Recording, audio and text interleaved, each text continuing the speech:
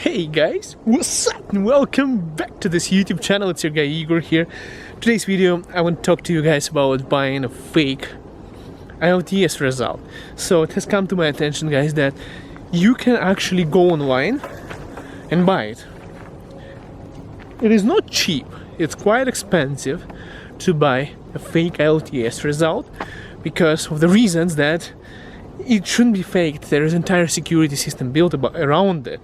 So guys, if you didn't know that, there was about a year ago at Niagara College. So there was around 400 Indian students. Now that's how they put it in the article. I don't know if it only happens in India. I'm pretty sure there are more countries. 400 Indian students at Niagara College had to retake their Ielts exam because to get enrolled to a Canadian institution, you need to speak English, right? You have to pass an Ielts test for your entrance exam, right? So they went to school, got admitted, but they couldn't study because their English was so bad that the professors, they decided to check on it. They decided to see if they actually passed the Ielts exam, and they did. So there was an office, I believe somewhere in India, that allowed that kind of thing. They would accept payment to give you a valid Ielts test. Probably somebody else would pass it for you, basically a fake document. And I'll tell you guys, there are still a lot of websites that sell it right now. I don't know if you're going to be able to double check it, but this is what happened to them. They were asked to do it again because they couldn't study in that college, in university, because they didn't have that level of English to do it. So here's the problem with that, guys. The first problem comes as money. If any one of you ever thinks of doing it, first of all, it's not exactly legal to do that, it's a scam. Secondly, if you do that, you pay that money. Like some people I heard charge like $5,000 for this kind of test. You get it, right? And you get cheated, you can get your money. Are you going to go and call an officer, a policeman, or immigration officer saying, hey, I paid that much of money to make a fake document and the person cheated me, took my money away.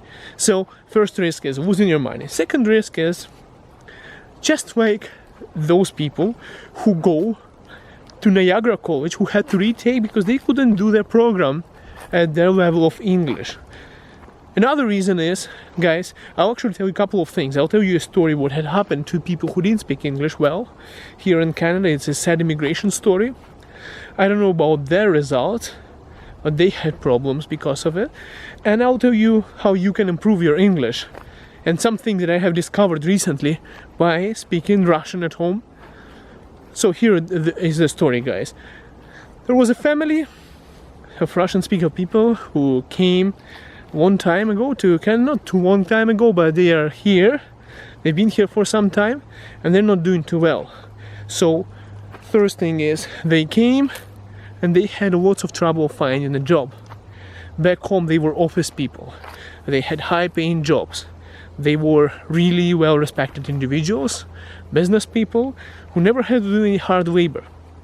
They came to Canada because of their English level is not being high enough, lack of Canadian work experience. They had people helping them out to get different kinds of jobs. Not every immigrants have this kind of support, but they had help from other people to get a job. They were offered a bunch of jobs. And they don't want to do that because they're like entry-level, bottom-level positions. So all they did is search for different kinds of government support on what they can get from the government to help them, to get some kind of income support while they were searching for something better. Now, the bad part about it is that they didn't get anything, guys.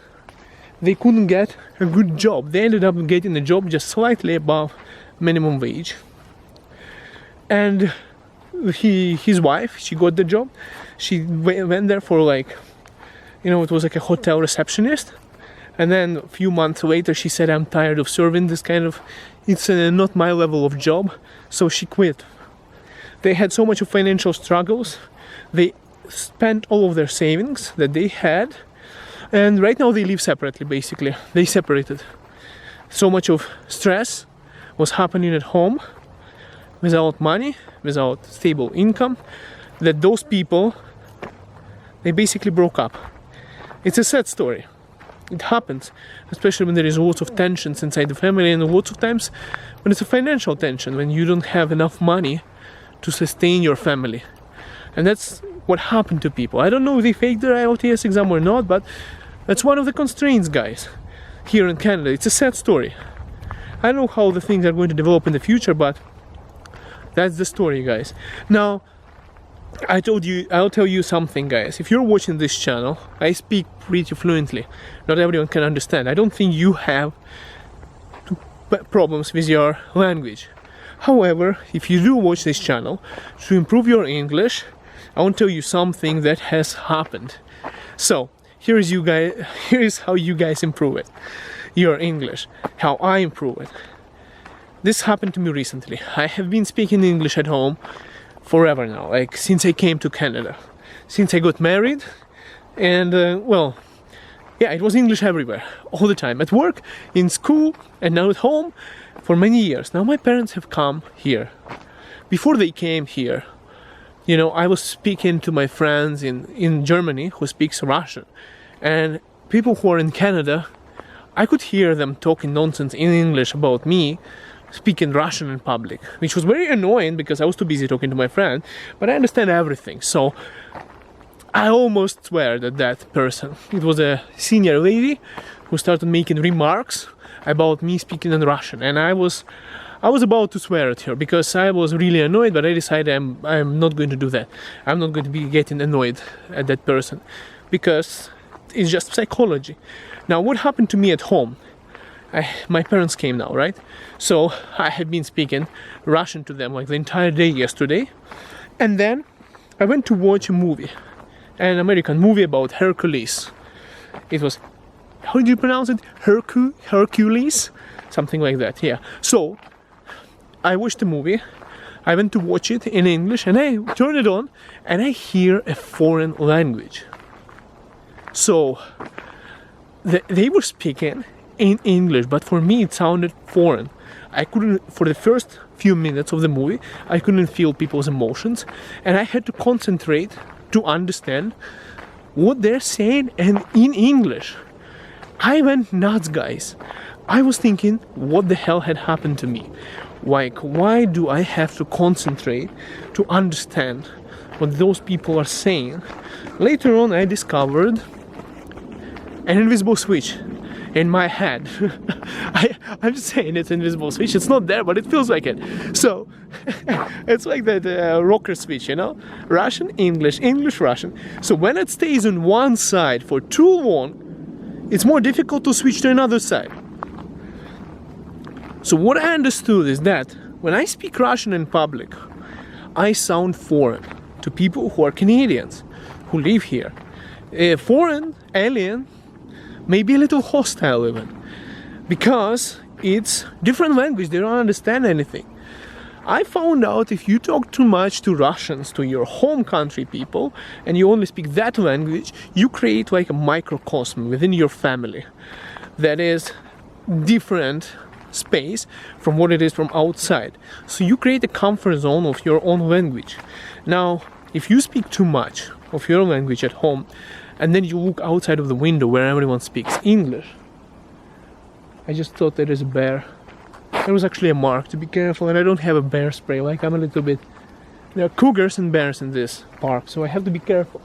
You know what I'm doing like an Indian people do is wearing a mask on the other head when they walk in the jungle, so that, you know, tigers do not attack you. You know what, I'll just walk a little bit faster. Otherwise I'm not going to finish the video. So guys, this is what happened. English sounded foreign to me for a few minutes, and later on, after watching the movie, my parents showed up. Now I'm listening, I'm fully concerned inside the movie, and I understand everything, and you know, the emotions, everything, absolutely, it's really interesting now. My parents show up and they start speaking Russian to me, and now they sounded like they're from another country to me.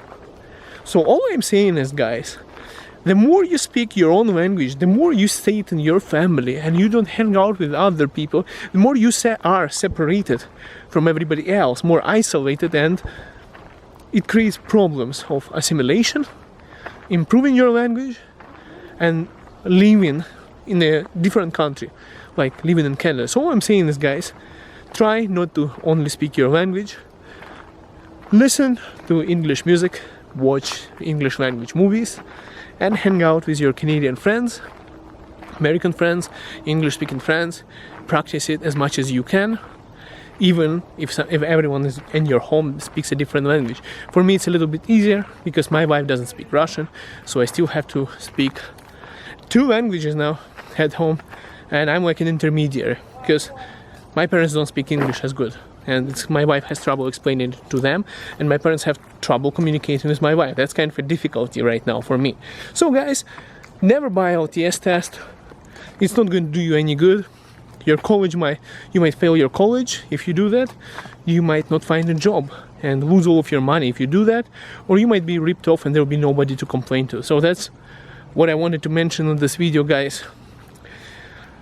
Alright, guys, subscribe to this channel if you haven't already. Leave a comment, I want to read it. And check out my family channel for more vlogs. I'm gonna get home and edit another video for the family channel. I already shot it. We'll see you guys. See you soon.